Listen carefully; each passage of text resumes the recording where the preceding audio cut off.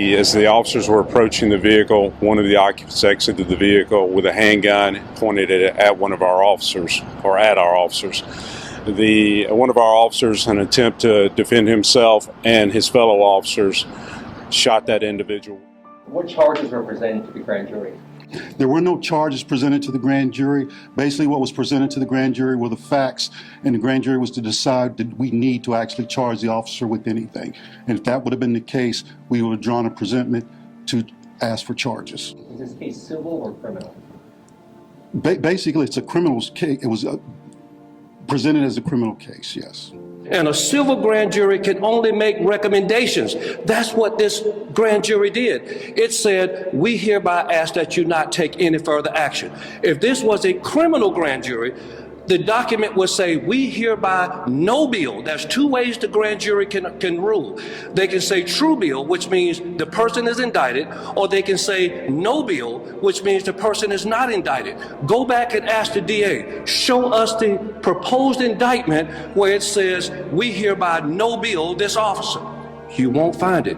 We've been hoodwinked, duped, tricked. The family has been tricked. Let me tell you, this is a sham. As an African American, you hate to see any African American shot down. But the fact is, we have to follow the law. How do you shoot somebody in the back and you're following the letter of the law? Show me in the law where it's justifiable for somebody to get shot in their back while they're running away. But this time, enough is enough.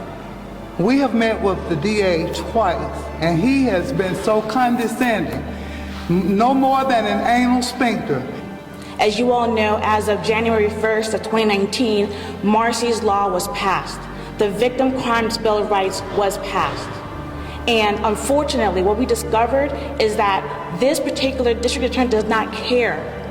He does not want to abide by that. Today, we were not told about the grand jury until 11 a.m. This family had only less than an hour to get dressed, drive 20 miles to come up here. My response is, at this particular point, turn over all the evidence. We'll go through it.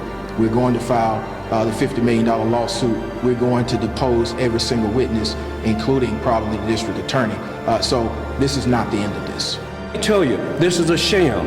This man should resign. The DA should resign completely right away.